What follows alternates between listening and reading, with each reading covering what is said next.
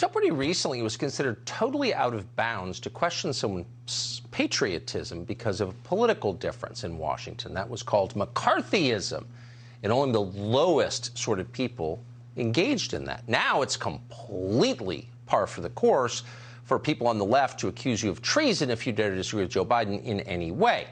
Case in point, Tulsi Gabbard, who was a Democrat and a former sitting member of Congress, challenged the idea that it would be a good policy for the United States to fight a hot war with Russia. For saying that, and by the way, she speaks for the overwhelming majority of Americans in making that obvious point, but for doing it, members of both parties called her a traitor. Quote, Tulsi Gabbard is parroting false Russian propaganda, wrote Mitt Romney of Utah. Her treasonous lies may well cost lives.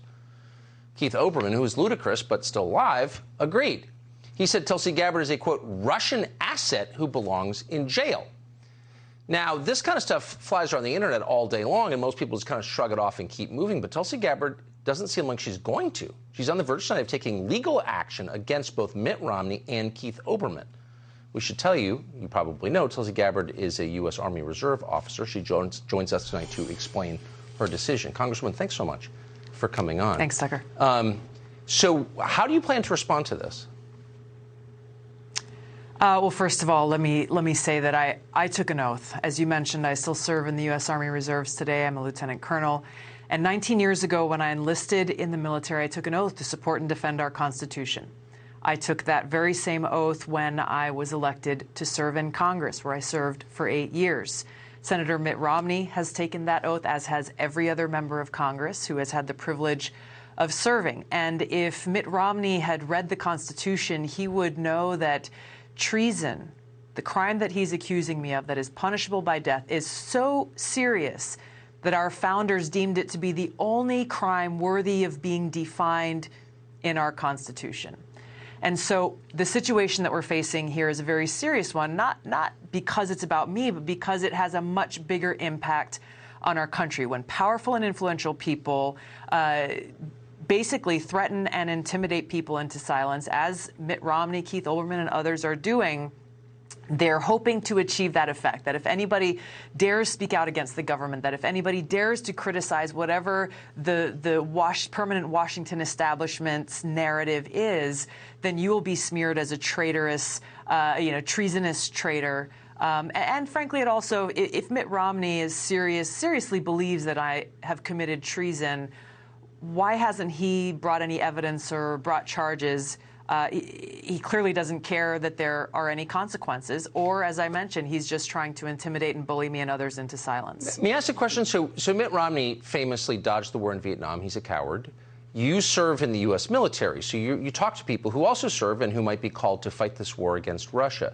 Of the people you know who are currently serving in the U.S. military, how many believe that raising questions about whether a war with Russia is a good idea constitutes treason? Do a lot of your fellow officers think what you said is treasonous?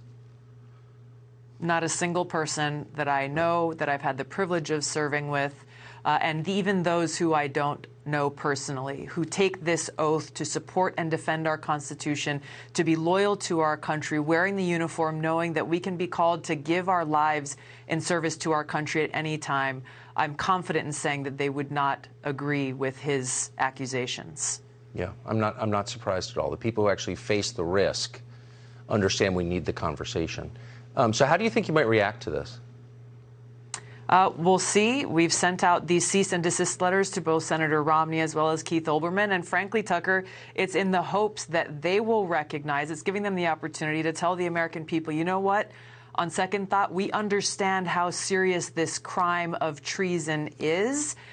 We'll apologize, and we'll make sure that this doesn't happen again, because if we love our country, we care about our democracy, we care about free speech, the last thing that anyone with a platform should want to do is to create this chilling effect where people are afraid to express their views, whether they are mainstream or not, whether they are in line with those in power in Washington or not. This is America, and we all need to stand up and protect this speech, because today it's me, tomorrow it could be you.